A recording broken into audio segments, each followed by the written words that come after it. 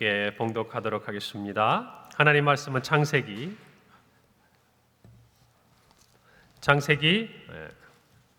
함께 봅니다. 39장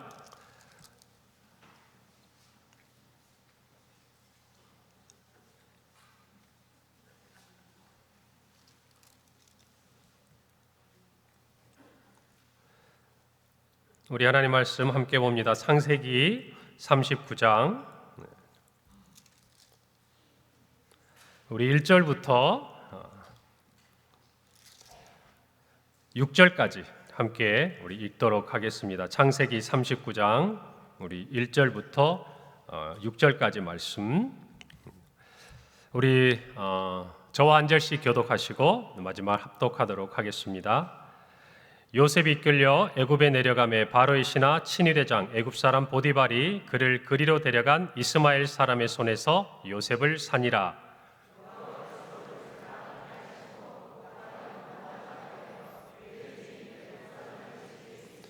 그의 주인이 여호와께서 그와 함께 하심을 보며 또 여호와께서 그의 범사에 형통하게 하심을 보았더라.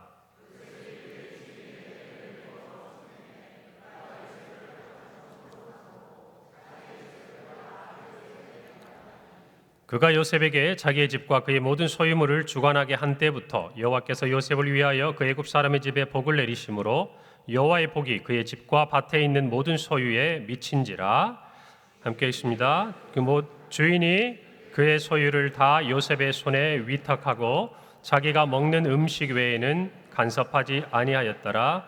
요셉은 용모가 빼어나고 아름다웠더라. 아멘. 할렐루야. 오늘 3일째 날 우리 함께 나눌 하나님의 말씀은 저랑 따라서 합시다. 형통한 자가 됩시다. 오늘 우리는 요셉의 삶을 3일째 지금 살펴보고 있습니다. 특별히 오늘 우리가 함께 읽은 39장 2절부터 3절의 말씀에는 오늘 본문 전체의 주제가 되는 한 부분이 기록되어 있습니다. 여호와께서 요셉과 함께 하심으로 그가 형통한 자가 되어 그의 주인 애굽 사람의 집에 있으니 그의 주인이 여호와께서 그와 함께 하심을 보며 또 여호와께서 그의 범사에 형통하게 하심을 보았더라. 아멘. 여러분, 오늘 요셉을 일컬어서 성경에서는 형통한 자가 되었다라고 말합니다. 그러나 우리가 일반적으로 생각할 수 있는 형통의 이 세상의 개념을 가지고 이 본문을 들여다보면 우리는 당황할 수밖에 없습니다. 왜 그러냐면 지금 요셉의 삶의 자리가 어디이기 때문입니까? 그는 종이 된 거죠. 노예가 되었기 때문입니다. 만약 우리뿐만 아니라 일반적인 사람들이 이 세상의 가치로 생각하는 형통이라는 것들을 생각한다면 이 요셉의 삶은 그 출발부터 잘못된 것이라고 우리는 생각할 수 있죠. 형통이라는 것과는 도무지 맞지 않는 요셉의 삶이라는 것을 저와 여러분은 알 수가 있습니다. 그런데 요셉이 형통한 자가 되었다라는 그 앞에 요셉을 형통한 자라고 일컫게 되는 결정적인 한마디가 있어요. 그것은 바로 여호와께서 요셉과 함께 하셨다. 할렐루야. 결국 요셉을 일컬어서 성경이 그가 형통한 자가 되었다라고 이야기하는 결정적인 키는 무엇입니까? 하나님께서 그와 함께 하셨기 때문에 그가 형통한 자가 되었다라는 것이죠.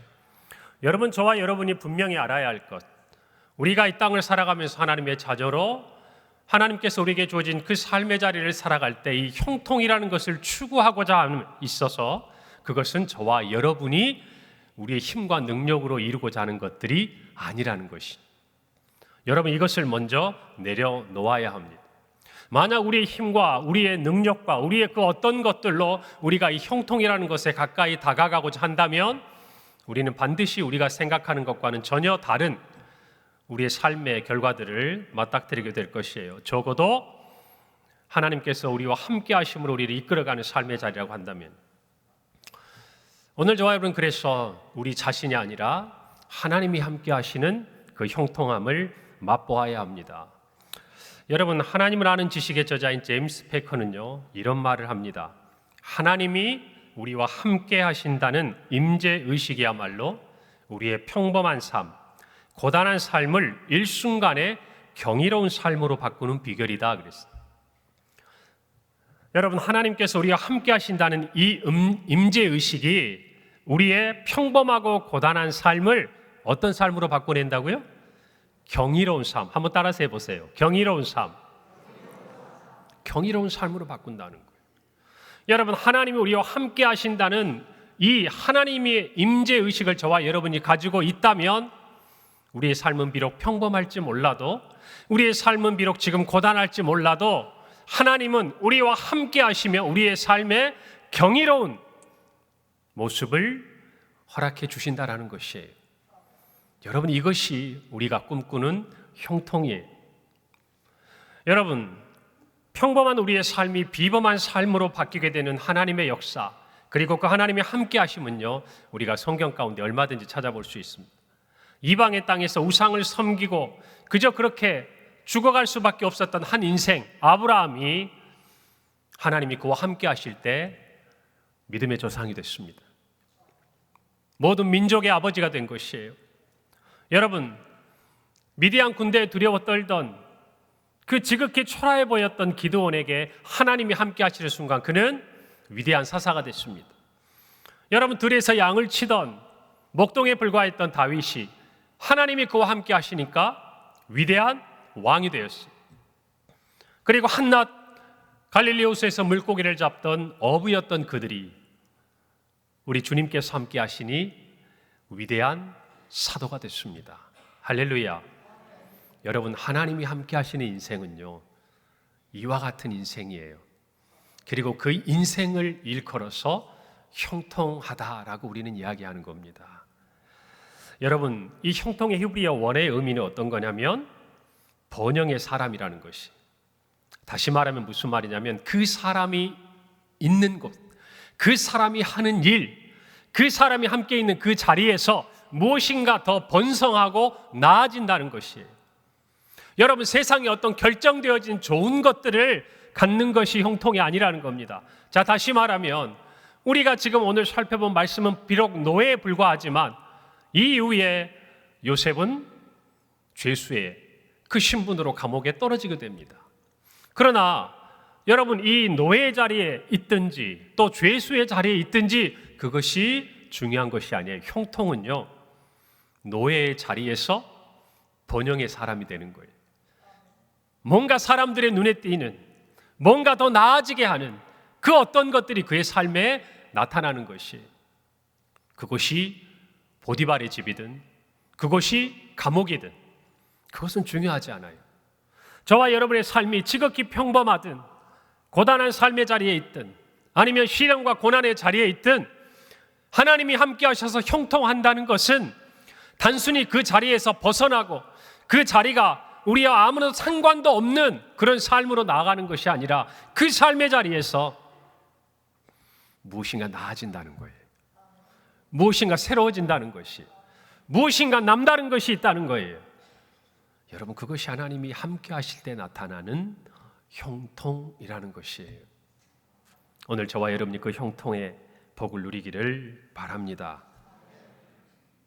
우리가 오늘 하나님이 요셉에게 주신 이 형통의 그 복을 받아 누리려면요, 다른 방법이 없어요. 누가 함께 하셔야 합니까? 하나님이 함께 하셔야 합니다. 형통은요, 하나님으로부터 오는 것이에요. 할렐루야. 적어도 우리가 하나님의 자녀로서, 성도로서 형통한 자가 되겠다라고 이야기할 때는 우리는 세상이 주는 그 어떠한 형통을 거부하는 거예요. 우리는 오로지 누구로부터 오는 형통을 구하는 겁니까? 하나님으로부터 오는 형통. 그래서 우리의 평범한 삶, 지극히 사람들의 눈에 띄지 않는 그런 고단한 인생이 하나님이 함께 하심으로 말미암아 경이로운 삶으로, 비범한 인생으로, 하나님 손에 쓰임받는 인생으로 변화되는 그 꿈을, 그 형통함을 저와 여러분이 오늘 밤에 기대하고 사모하는 것이라는 말씀이에요. 오늘 그런 은혜가 저와 여러분에게 있기를 간절히 바랍니다. 여러분, 미국 16대 대통령 링컨에 관한 유명한 일화가 있지요. 그는 백악관을 기도실로 만든 사람이었어요. 남북전쟁 당시에 굉장히 어려운 일들이 그들에게 닥쳐왔습니다. 그때 그 링컨의 참모 중에 한 사람이 기도하는 링컨에게 이렇게 요청합니다. 대통령님이 하나님께서 우리의 편이 되어달라고 기도해 주십시오 라고 그에게 말했습니다. 그러자 그때 링컨이 우리가 아는 유명한 말을 합니다. 무슨 말을 합니까? 하나님께서 우리의 편이 되어달라고 기도할 것이 아니라 우리가 하나님 편에 서게 해달라고 기도합시다. 이렇게 이야기하는 거예요. 여러분, 제가 한번 여러분들에게 여쭤볼게요. 하나님께서 우리의 편이 되게 해 주시기를 기도해 주세요 라고 이야기했던 이 참모와 우리가 하나님의 편이 되도록 기도합시다 라고 말하는 이 링컨 중에 누가 더 하나님이 함께 하심을 믿고 있다고 생각이 드세요? 다시 한번 여쭤볼게요. 하나님께서 우리의 편이 되어달라고 기도해 주세요 라고 말하는 이 참모와 우리가 하나님 편에 서도록 기도합시다라고 말하는 링컨 중에 누가 더 하나님의 함께 하심을 확신하고 있다고 여러분 생각되세요? 분명하죠. 분명해요. 왜요? 우리가 하나님의 편에 서기를 기도한다는 말은 이미 뭐가 전제된 거예요? 하나님께서 우리와 함께 하신다는 것이 전제되어 있는 말이에요. 사랑하는 성도 여러분, 우리 모두가 이와 같이 하나님이 함께 하심을 믿는다면요, 그리고 그 하나님의 함께 하심이 반드시 저와 여러분에게 형통이라는 하나님의 은혜의 자리로 찾아올 것을 확신한다면 저와 여러분은 링컨과 같이 하나님의 편에 서는 사람이 되어야 할 줄로 믿습니다. 오늘 형통한 사람이 정말 되고자 하는 저와 여러분의 마음에 한 가지 중요한 결단이 있다면 우리는 기꺼이 하나님의 편에 서는 사람이 되기를 소원한다는 것이, 오늘 저와 여러분이 그 마음을 갖기를 바랍니다. 여러분, 하나님 편에 서서 우리가 형통한 자가 되려면요, 한번 저를 따라서 합시다. 주어진 삶에 최선을 다해야 합니다. 하나님이 함께 하심을 믿는 사람은요, 우리에게 주어진 삶에 최선을 다합니다. 왜일까요? 이유는 간단해요. 지금 이 삶의 자리에 나 혼자 남겨진 것이 아니에요. 누가 함께 하십니까? 하나님이 함께 하신다는 거예요. 그래서 그는요, 현실을 도피하지 않아요. 현실을 외면하지 않아요. 주어진 삶에 하나님이 함께 계심을 믿고 한 걸음 한 걸음 자신에게 주어진 최선을 하는 사람이 바로 하나님의 편에 서고자 하는 사람이고 하나님의 형통함을 사모하는 사람이에요. 여러분, 우리는요, 아무도 우리의 앞날을 알 수가 없습니다. 하나님 앞에서 울다의 저자 제럴드 시처 목사님의 이야기예요. 그는 결혼 후 몇 년 동안 아이가 없었습니다. 그래서 하나님께 기도했어요. 하나님, 저희 가정에 아이를 주십시오. 하나님이 응답하셨습니다. 그래서 사모님이 40대 중반이 될 때까지 6년의 시간 동안 무려 4명의 아이가 태어났어요. 몇 명의 아이가 태어났다고요? 4명의 아이가. 몇 년 동안? 6년 동안이요. 친구들에게 정말 부러움의 가정이 됐고, 그리고 하나님께서 정말 우리와 함께 하시고 우리에게 은혜 주셨음을 고백할 수밖에 없었어요. 그런데 그렇게 행복했던 가정이 어느 날 너무나 비극적인 사건이 일어납니다. 온 가족이 차를 타고 가는데 음주운전 차 한 대가 중앙 분리대를 뛰어넘어서 목사님 차를 이렇게 충돌한 거예요. 여러분, 그 사고의 결과로 그 자리에서 사모님과 4살짜리 딸이 세상을 떠났습니다. 그리고 자녀 셋은 크게 사고로 말미암아 부상을 당하고, 그리고 목사님은 그래도 그 가족 중에 가장 다친 곳이 적었어요. 여러분, 그 가정이 하루아침에 어떻게 됐을까요?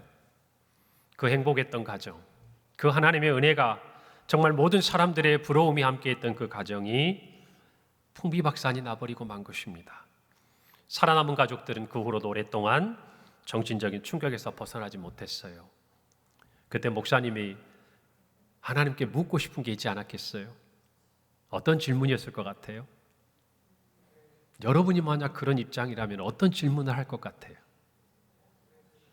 다른 게 없죠. 하나님, 왜 내 삶에 이런 고난과 괴로움을 주십니까? 그 이유를 알고 싶지 않겠어요? 제럴드 시처는요, 이 질문을 가지고 하나님 앞에 씨름했어요. 기도했어요. 그리고 한 가지 중요한 결론에 도달합니다. 그것은 어떤 부분에서 보면 굉장히 명료하고 간단합니다. 내가 잘 알 수 없는 하나님의 뜻을 놓고 고민하고 갈등하지 말자. 지금 내게 나타난 하나님의 뜻에 집중하자. 뭐라고요?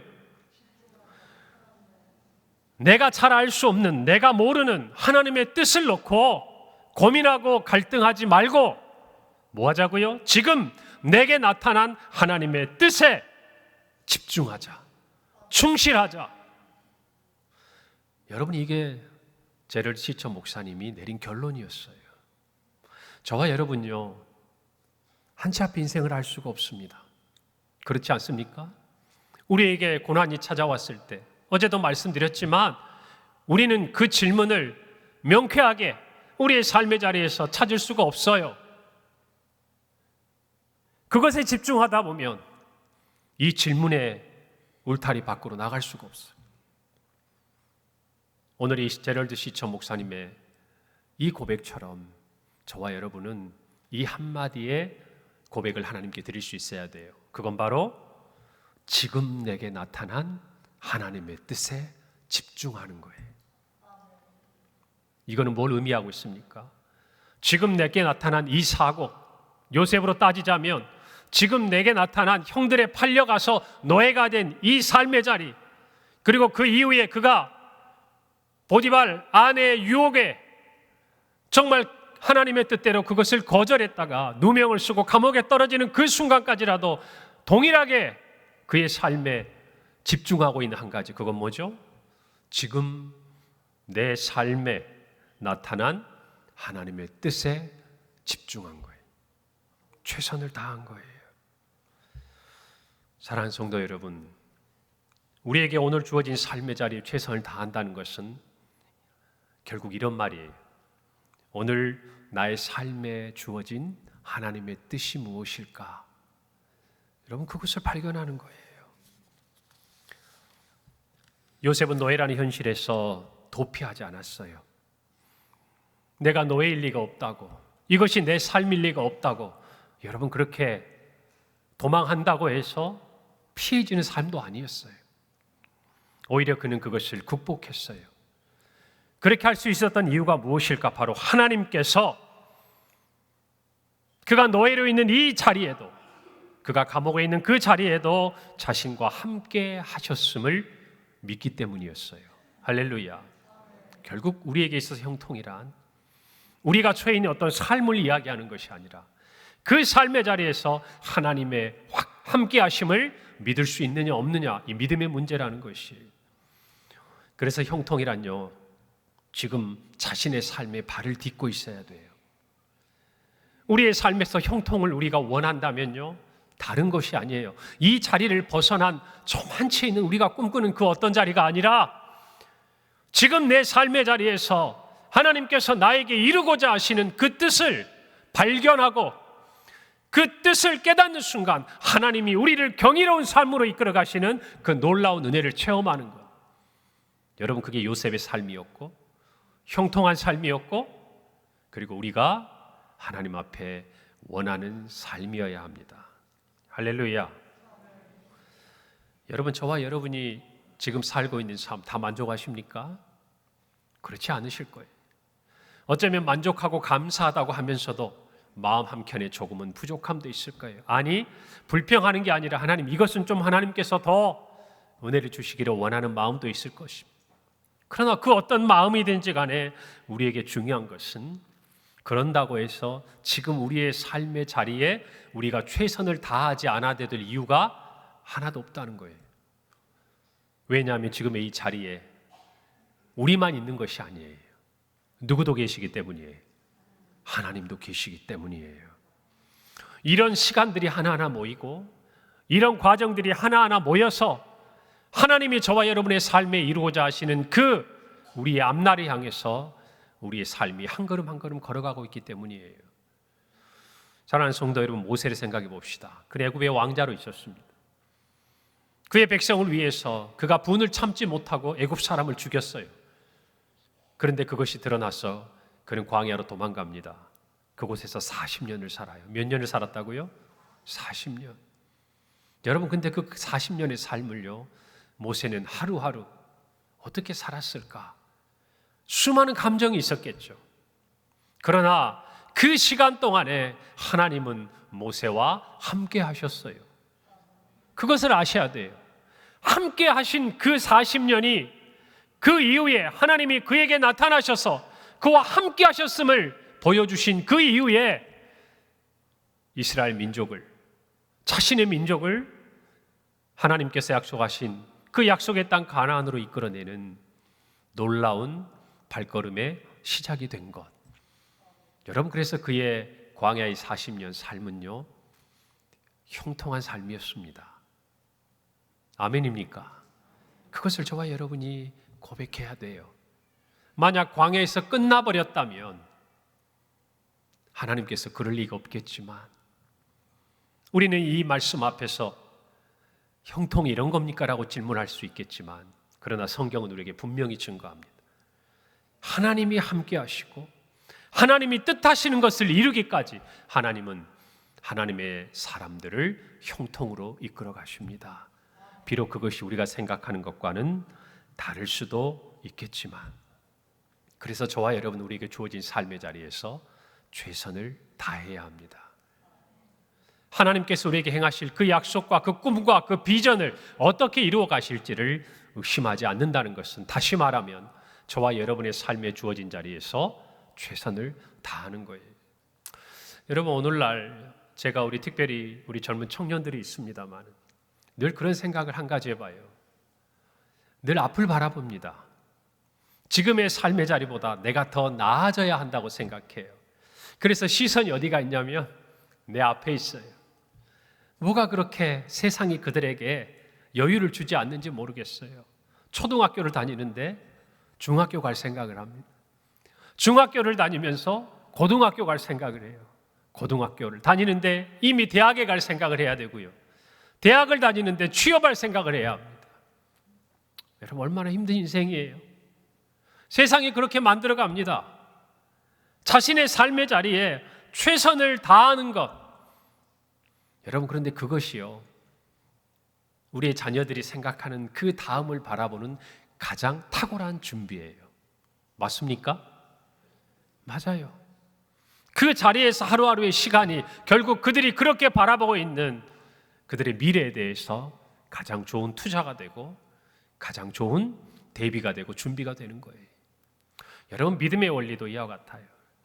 우리가 하나님 나라의 꿈을 꾸고 하나님이 주신 비전을 간직하고 하나님 주시는 그 형통함에 나아가기를 원한다면 우리는 다른 방법이 없어요. 좀 더 명확하게 이해해야 돼요.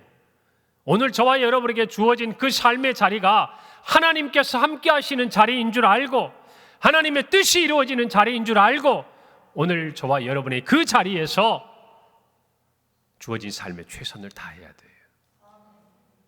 이것이 하나님의 형통을 향해 한 걸음 나아가는 거예요.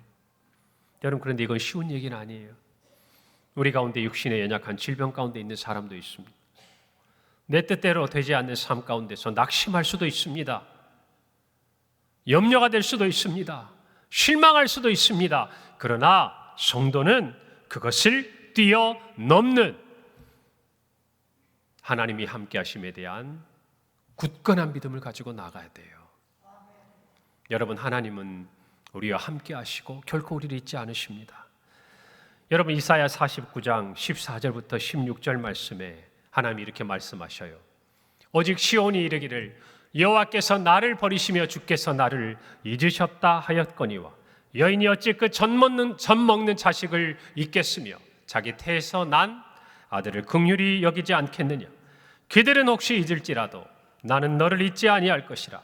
내가 너를 내 손바닥에 새겼고 너의 성벽이 항상 내 앞에 있다 그랬어.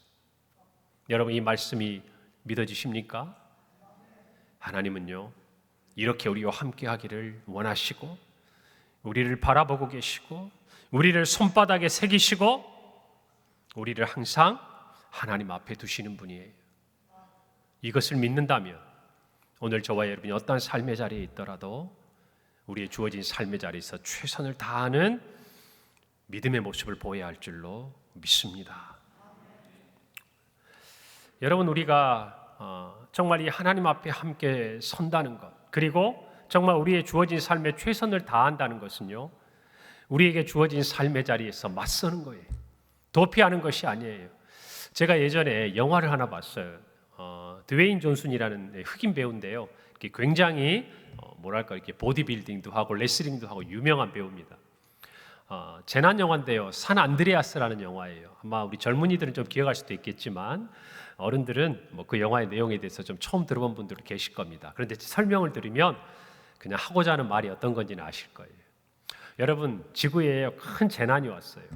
그러면서 바다로부터 육지로 큰 쓰나미가 몰려옵니다. 여러분, 쓰나미가 뭔지는 아시죠? 해일과 같은 높은 파도가요, 땅을 향해서 달려와요. 근데 이 배우와 여러 척의 배들이 그 쓰나미가 일어나는 것을 보고 일제히 하는 행동이 있어요. 그게 뭔지 아세요? 여러분 같으면 저 먼 바다로부터 큰 파도가 몰려옵니다. 어떻게 하시겠어요? 도망가야죠. 피해서 도망가야죠. 그러면 배의 기술을 어디로 하실 거예요? 바다 쪽에서 큰 해일이 오고 있는 거예요. 큰 파도가 오는 거예요. 그러면 우리 생각에는 빨리 육지 쪽으로 도망가야 살 것 같잖아요. 그런데 놀랍게도요, 그 상황 앞에서 많은 배들이 어디를 향해 가냐면 그 파도를 향해 갑니다. 그 파도를 향해 가요. 물론 너무나 거대한 해일이 오기 때문에 많은 배들이 침몰되기도 하지만요, 주연 배우가 탄 배는 절대 침몰되지 않습니다. 어떻게 되냐면 그 파도를 건너가요. 거슬러 올라갑니다. 어마어마한 파도를 죽을 힘을 다해서 끝까지 그 작은 배를 타고 넘어서 살아가요. 살아나는 순간 쓰나미는 어떻게 돼 있죠?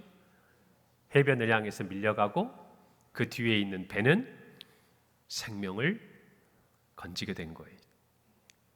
여러분, 우리 생각에는요, 파도가 밀려오면 그 파도를 피해야 살 수 있을 것 같은데 많은 경우 그렇지 않아요. 특히 믿음의 눈으로 보면 우리는 오히려 주어진 현실에 최선을 다한다는 것은 우리에게 주어진 삶에 직면하고 직시하고 맞닥뜨리는 것과 같아요. 그것이 하나님께서 나에게 주셨다면 이유가 있는 거예요. 그 한가운데로 들어가는 거예요. 여러분, 그것이 요셉의 삶이었습니다. 요셉은요, 피하지 않았어요. 그에게 주어진 노예의 삶에 충실했습니다.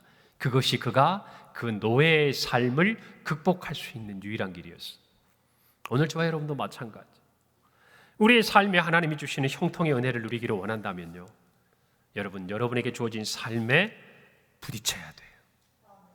부딪혀야 된다고요. 여러분, 존 버녀는요 12년 동안 감옥에 갇혀 있었습니다. 몇 년 동안? 12년 동안. 그 갇혀 있는 가운데 그는 우리가 아는, 제가 얼마 전에 말씀을 드렸어요. 성경 다음으로 가장 많이 팔린 책이었지만 최근에 바뀌었다고. 여러분, 그런데 이 존 버년의 책 철로 역정, 그것은 어디에서 태어났는가? 감옥에서 12년의 세월을 지나며 출간됐어요. 여러분, 우리가 아는 루터는요, 보름스 제국의회 이후에 자신을 죽이려는 사람들을 피해서 발트브루크 성에 숨어 지내했어요. 여러분, 그런데 그 자리에서 독일어 신약 성경이 번역이 됐습니다. 여러분, 그들의 삶은 녹록하지 않았어요. 주어진 환경은요, 거부하고 싶었고, 인정하고 싶지 않았고, 도망가고 싶었고, 피하고 싶었고, 그런데 그 한가운데서 그들은 주저앉아 있지 않았어요. 그 자리에 두신 하나님의 뜻, 하나님의 계획, 하나님의 함께 하심을 그들은 의심하지 않았어요. 그리고 그것들을 써내려가기 시작한 거예요. 사랑하는 성도 여러분, 우리 모두는 우리의 삶의 자리에서 하나님의 형통함을 만나야 합니다. 느껴야 합니다. 체험해야 합니다. 여러분, 우리 모두는요, 동일한 선상에 서 있는 거예요. 어쩌면 각자의 삶은 다 다를지 모르지만 하나님이 함께 하신다는 이 한 가지 사실 앞에서 저와 여러분은 똑같은 출발선상에 서 있는 거예요. 다만 그 하나님의 함께 하심을 체험하고 형통한 자의 삶을 살아가느냐 아니냐 하는 것은 우리의 삶에 하나님이 함께 하심에 대한 확신이 있는가? 믿음이 있는가? 내가 하나님의 편에 서고자 하는가? 이 부분이 저와 여러분에게 중요한 키가 되는 거예요. 여러분, 골로새 교회에 바울이 편지를 합니다. 그런데 그 골로새 교회에 편지를 하면서 그는 3장 22절부터 24절에 특별히 종들에 대한 서신을 씁니다. 골로새 교회는요, 성도들 중에 많은 사람들이 노예고 종이었어요. 그는 이렇게 기록합니다. 종들아, 모든 일에 육신의 상전들에게 순종하되 사람을 기쁘게 하는 것과 하는 자와 같이 눈가림만 하지 말고 오직 주를 두려워하여 성실한 마음으로 하라. 무슨 일을 하든지 마음을 다하여 주께 하듯 하고 사람에게 하듯 하지 말라. 이는 기업의 상을 주께 받을 줄 아나니 너희는 주 그리스도를 섬기느니라. 할렐루야. 여러분, 육신의 상전들에게 순종하는 것, 여러분 쉬운 일 아닙니다. 어쩔 수 없이 해야 하는 일이겠지요. 여러분, 얼마나 힘든 삶이겠습니까? 그런데 오늘 말씀에 있는 대로 오직 주를 두려워하고 또 주께 하듯 하고 또 그리스도를 섬기는 자가 너희이므로 기업의 상을 주께 받을 것처럼 그렇게 너희에게 주어진 삶의 자리에서 최선을 다하라고 바울은 권면하고 있습니다. 공통적으로 주신 말씀이 있어요. 주께 하듯. 주님이 상 주실 걸 믿고 주님을 두려워하는 마음으로. 무슨 말이에요? 주께서 함께 하심을 믿으라는 말이에요. 여러분, 하나님께서 함께 하심을 믿는 사람은요, 우리에게 주어진 삶의 자리에서 주께 하듯 합니다. 주께 하듯 합니다. 여러분, 오늘 이 시대는요, 자신의 것을 자신이 찾고 자신의 권리를 주장하고 자신이 그것들을 얻어야 지혜롭다고 하고 또 세상이 그렇게 해야 한다고 말합니다. 여러분, 그러나 성경은 그렇게 이야기하고 있지 않아요. 주께 하듯 해야 돼요. 주님을 두려워하며 해야 돼요. 주님의 상을 기다리며 해야 돼요. 그것이 하나님이 함께 하심을 믿는 사람의 삶의 자세. 그리고 성경은 그 또한 형통한 자가 되었다라고 이야기하는 것입니다. 오늘 저와 여러분이 이 분명한 한 가지의 사실을 마음속에 간직하시기를 바랍니다.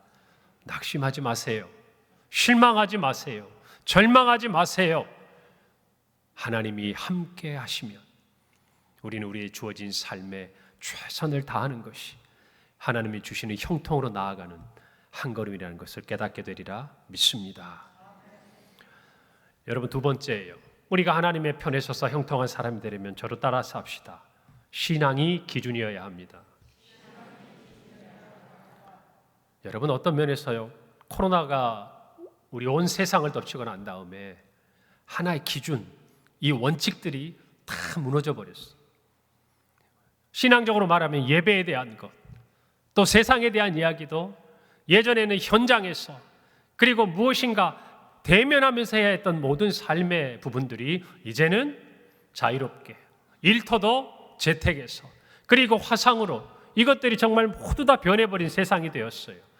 여러분, 기준이 흔들리니까 어떻게 돼요? 많은 혼란이 세상 가운데 오고 있어요. 여러분, 우리가 이 땅을 살아가면서 형통한 자가 되려면 분명한 원칙이 있어야 돼요. 여러분, 그런데 이 원칙은요, 세상의 어떤 가치가 아니에요. 우리의 신앙이 기준이 돼야 돼요. 다시 말씀드려요. 무엇이 기준이 돼야 된다고요? 신앙이 기준이 돼야 된다고요. 여러분, 이 세상뿐만 아니라 우리의 신앙도 마찬가지예요. 세상이 이렇게 변했으니까 우리가 그에 맞춰서 이렇게 변해야 된다? 순서가 틀렸어요. 만약 우리가 변해야 될 이유를 찾고자 한다면 성경이 우리에게 뭐라고 말씀하고 있는가를 먼저 찾아야 돼요. 아멘입니까? 세상이 우리에게 어떤 삶을 요구하고 또 시대가 변해가는데 발맞춰서 우리가 또한 우리도 새 옷을 입고 본질은 변하는 것이 아니겠지만 이 시대의 문화와 여러 가지 변화에 발맞춰 나아가는 우리 교회가 돼야 되고 세상과 정말 소통하는 우리 교회가 되어야 하겠지만 그러나 그 모든 것이 어떤 필요에 의해서 어떤 시대의 변화에 의해서 쫓아가서는 안 돼요. 그것은 말씀이 기준이 되고 신앙의 기준이 되고 하나님의 뜻이 기준이 돼야 돼요. 할렐루야. 이것은요, 어떠한 상황에서도 어떠한 시대가 변해도 변하지 않는 분명한 것들이에요. 이 원칙이 있는 사람은요, 분명해요. 명료해요. 결단할 수 있어요. 왜요? 그 기준은 어떠한 상황에서도 어떠한 시대에도 동일하게 적용되기 때문이에요. 여러분, 우리도 한번 지나보세요. 우리 주변에 우리가 의지하는 사람이 어떤 사람입니까? 그저 상황에 맞춰서 무엇인가를 변화하는 사람? 여러분, 그런 사람보다는 삶의 분명한 기준과 원칙을 가지고 행하는 사람에게 우리는 뭔가 조언을 듣고 싶어요. 그리고 듣고 나면 실제로 많은 부분 우리에게 도움이 됩니다. 여러분, 요셉을 한번 우리가 살펴볼까요? 그는 노예로서 충실하게 살았습니다. 그래서 그는 그의 주인이었던 보디발에게 신임을 받아요. 그래서 가정의 총무가 되었다고 성경은 기록하고 있습니다. 오늘 4절부터 5절을 보니까 모든 것을 그의 손에 위탁하게 됩니다. 그리고 요셉에게 자기 집과 그의 모든 소유물을 주관하게 해요. 그로 말미암아 하나님께서 요셉을 위해서 그 애굽 사람의 집에 복을 내리십니다. 그리고 그 복이 그의 집과 밭에 있는 모든 소유에 미쳤다라고 성경은 기록하고 있어요. 하나님께서 요셉과 함께 하심으로 그의 모든 일이 형통하게 됐습니다. 여러분, 노예로서 힘든 삶이었겠지만 그는 작은 세상이 인정할 만한 성공이라면 성공을 거둔 것이죠. 여러분, 그런데 이때가 사실은 또 하나의 위기가 찾아오는 때예요. 여러분, 사람들이 알아줄 때 조심해야 합니다. 사람들의 눈에 띄일 때 주의해야 하는 것이에요. 여러분, 요셉에게 시험이 찾아왔습니다. 어떤 시험이었죠? 유혹이었어요. 성적인 아주 치명적인 유혹이었어요. 그런 시험의 원인은 요셉의 아름다움 때문이었습니다. 오늘 성경에 보면 39장 6절 하반절에 요셉은 용모가 빼어나고 아름다웠다 그랬어요. 성경이 굳이 이렇게 기록한 이유가 뭘까요? 그 다음에 요셉에게 어떤 일이 일어날지를 우리에게 미리 알려주는 거죠. 요셉의 이 뛰어난 외모를 눈여겨본 사람이 있었습니다. 성경에 보니까 그가 누구라고 기록되어 있냐면요, 바로 보디발의 아내라고 기록합니다. 오늘 7절에 보니까 우리가 읽지는 않았지만 그 후에 그의 주인의 아내가 요셉에게 눈짓하다가 동침하기를 청했다 그랬어요. 여러분, 애굽의 시위대장의 아내면요, 사실은 굉장히 매력적일 수 있는 사람입니다. 그리고 좀 더 심각한 어떤 생각을 우리가 해본다면 요셉은 종이었고 그녀는 주인이었어요. 그런데 그녀가 요셉에게 눈짓을 합니다. 여러분, 이 눈짓을 하다는 표현이 히브리어 뜻을 그대로 가져오면요, 눈 안에 계속 두다라는 말이에요. 그러니까 무슨 말이에요? 그냥 한번 지나가다가 윙크했다는 얘기가 아니에요. 요셉이 어디를 가든지 불꽃 같은 눈동자로 지켜봤다고 말이에요. 그리고 자신의 성적인 욕구를 채워달라고 요구했다라는 것이죠. 여러분, 그러나 요셉은 이와 같은 보디발의 아내의 유혹을 단호하게 거절합니다. 왜 그렇습니까? 바로 주인의 아내였기 때문이에요. 그런데 39장 9절에 보면요, 우리가 잘 아는 말씀이지만 꼭 기억해야 될 말씀이 있습니다. 요셉이 거절한 이유입니다. 이 집에는 나보다 큰 이가 없으며 주인이 아무것도 내게 금하지 아니하였어도 금한 것은 당신뿐이니 당신은 그의 아내임이라. 그런즉 내가 어찌 이 큰 악을 행하여 하나님께 죄를 지으리이까? 여러분, 요셉은 말합니다. 주인이 나에게 아무것도 금하지 않았지만 유일하게 금한 것이 있어요. 그것은 바로 당신입니다. 그것은 당신이 내 주인의 아내이기 때문이라는 것이요. 이것은 지극히 우리가 생각할 때 일반적으로 생각할 수 있는 표현이에요. 그러나 중요한 건 그 다음이에요. 뭐라고 말합니까? 내가 어찌 큰 악을 행하여 누구에게 죄를 지으리까? 하나님께 죄를 지으리까. 여러분, 요셉에게 있어서 분명한 것은요, 그의 신앙의 기준, 그의 삶의 기준은 하나님께 있었다는 것을 저와 여러분은 아셔야 돼요. 여러분, 우리에게 있어서 우리가 넘어지고 실패하고 하나님 앞에 죄를 범하게 되는 것은요, 금한 것까지 금하지 않을 때가 많아요. 무슨 말일까요? 선악과를 예를 들어 볼까요? 하나님은 금하셨어요. 뭘 금하셨습니까? 선악과를 먹지 말라고 하셨어요. 하나님이 뭘 금하지 않으셨어요? 생명나무, 그 외에 선악과 외에 모든 실과는 먹게 하셨습니다. 그런데 인간의 죄는요, 하나님이 금한 것을 스스로가 금하지 않는 데서 시작한 거예요. 여러분, 이 기준이 뭘까요? 하나님의 기준은 뭐였어요? 금하신 거예요. 그런데 그 금한 기준을 누가 풀었습니까? 누가 풀었어요? 자신이 푼 거예요. 여러분, 요셉도요, 이 유혹의 자리에서 넘어가려면 이유가 왜 없었겠습니까? 20대에 혈기왕성한 청년의 때였습니다. 많은 외로움이 있었어요. 그리고 그도 그가 가진 그런 감정적인 부분들, 또 어떤 성적인 욕구들, 여러분 그것들에게 만약에 자기의 만족을 채우는데 그 기준을 뒀다면 여러분 요셉도 넘어질 수밖에 없는 연약한 인간이었을 거예요. 여러분, 그런데 요셉에게 분명한 기준이 있었습니다. 그것은 자기 자신이 아니었어요. 누구였습니까? 하나님이었습니다. 여러분, 이 기준이 요셉에게 분명할 때 그는 그 유혹을 뿌리칠 수가 있었어요. 오늘 저와 여러분도 마찬가지입니다. 우리가 이 땅을 살아가면서 하나님이 금하신 것들이 있어요. 하나님이 하지 말라고 하신 것들이 있어요. 그런데 그런 것들을 우리 스스로가 취하고 그것들로 만족을 삼는 것은요, 결코 하나님의 입장에서 또 우리의 신앙의 입장에서 볼 때 비록 그것을 얻었다고 해도 형통이라고 이야기할 수가 없는 것입니다. 여러분, 야고보는 말합니다. 야고보서 1장 14절부터 15절이에요. 오직 각 사람이 시험을 받는 것은 자기 욕심에 이끌려 미혹됨이니 욕심이 잉태한 즉 죄를 낳고 죄가 장성한 즉 사망을 낳는다 그랬어요. 여러분, 요셉이 만약 넘어졌다면 보디발의 아내 때문에 죄를 짓는 것이 아니에요. 자기 욕심에 이끌려 죄를 짓게 된 거예요. 여러분, 오늘 저와 여러분이 분명히 형통한 자가 되어 하나님의 편에 살기를 원한다면 오늘 이 밤에 결단하시기를 바랍니다. 신앙이, 말씀이 여러분의 기준이 돼야 돼요.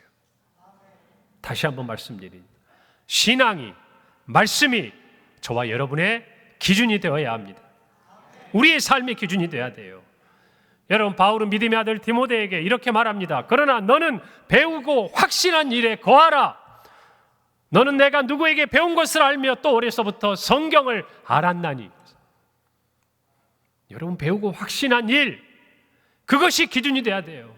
그 기준이 어디서부터 나왔습니까? 성경, 말씀으로부터 나왔다고 말입니다.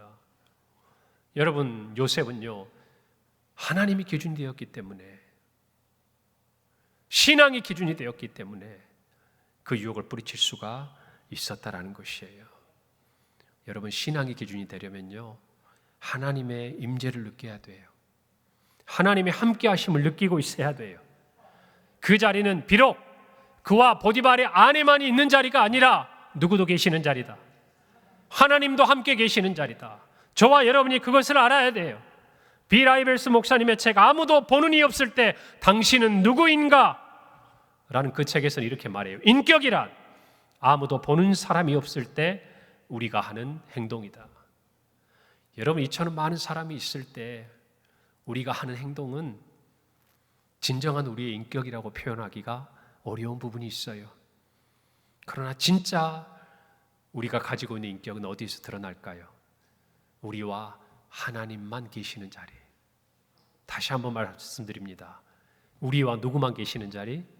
하나님만 계시는 자리. 그 자리가 저와 여러분에게 인격의 형성이 되는 자리라는 것이. 여러분, 우리는 코람데오라는 말을 압니다. 하나님 앞에서라는 거예요. 적어도 요셉은 신앙이 기준이 되는 순간 하나님 앞에서 행동했어요. 누구 앞에서요? 하나님 앞에서. 여러분, 이것을 저와 여러분이 분명히 깨달아야 돼요. 예레미야서 23장 24절은 이렇게 말씀합니다. 여호와의 말씀이니라. 사람이 내게 보이지 아니하려고 누가 자신을 은밀한 곳에 숨길 수 있겠느냐. 여호와가 말하노라. 나는 천지에 충만하지 아니하냐. 여러분, 하나님이 함께 하심을 오늘 이 예레미야 말씀처럼 우리가 믿고 하나님의 말씀대로 고백한다면 우리는 분명한 기준을 세워야 돼요. 이제는 우리가 현실을 도피할 수 없다고 생각하고 주어진 삶에 최선을 다하듯이 하나님으로부터 피할 수 없다고 인정해야 돼요. 다시 한번 말씀드립니다. 우리에게 주어진 삶의 현실을 피하지 않고 맞서서 최선을 다하고 그것들을 극복하여 형통의 삶을 나타내기로 결단하는 것처럼 우리의 삶에 하나님을 피할 수 없다고, 하나님의 앞에서 도망할 수 없다고 이 시간 분명하게 인정하고 결단해야 돼요. 할렐루야.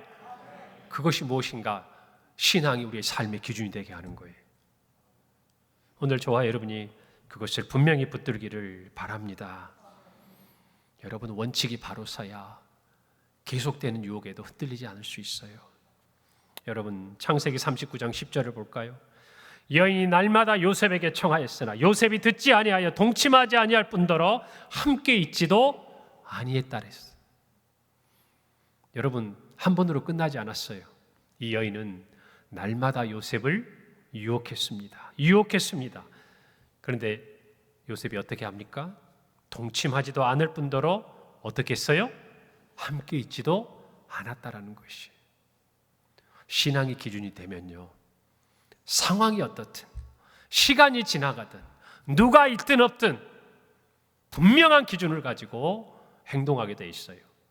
그리고 거기에 대해서 결단하게 돼 있어요. 함께 있지도 않는 것이 그가 신앙의 기준을 따라 행했던 죄에 대처하는 단호한 모습이었다는 것이. 사랑하는 성도 여러분, 오늘 저와 여러분의 삶에 있어서 분명한 기준은 무엇입니까? 신앙입니까? 아니면 우리가 가지고 있는 세상의 어떤 지식이나 경험입니까? 다시 한번 묻습니다. 신앙이 여러분의 삶의 기준입니까? 말씀이 여러분의 삶의 기준입니까? 아니면 우리의 경험과 지식이 우리의 기준이 됩니까? 우리 성도님의 말씀대로 여러분 모두가 그와 같은 기준에 반드시 서 있는 줄로 믿습니다. 여러분, 형통이란 이런 사람들의 삶을 통해서 드러나는 것이에요. 할렐루야. 오늘 저와 여러분이 이 말씀 앞에 분명히 서기를 바랍니다. 오늘 요셉의 삶을 우리가 하나하나 다 살펴보지는 않았지만 적어도 이 요셉이 노예가 되고 그리고 이 이후에 정말 노예의 삶에서 자신의 유혹에 넘어가지 않았던 요셉에게 누명을 씌워서 감옥에까지 떨어뜨렸던 정말 이 여인의 악한 모든 모습, 모든 행동을 통해 비록 노예의 자리보다 더 낮은, 더 힘들고 더 어려운 자리로 떨어졌지만 여러분, 그러나 이 요셉의 삶의 원칙, 그것은 변하지 않았어요. 오늘 창세기 39장 뒤에 나오는 21절에 보면요, 성경이 이렇게 기록합니다. 여호와께서 요셉과 함께 하시고 그에게 인자를 더하사 간수장에게 은혜를 받게 하셨다 그랬어요. 여러분, 하나님은요, 노예의 삶을 살던 보디발의 집에서도 요셉과 함께 하셔서 형통하게 하셨습니다. 그리고 이제 요셉이 감옥에 갇혔을 때 보디발에게 은혜를 주셨던 것처럼 이제는 누구에게 은혜를 주셔요? 간수장에게 은혜를 주십니다. 그리고 그곳에서도 여러분, 창세기 39장 23절 마지막 부분에 보면 여호와께서 그를 범사에 형통하게 하셨더라. 할렐루야.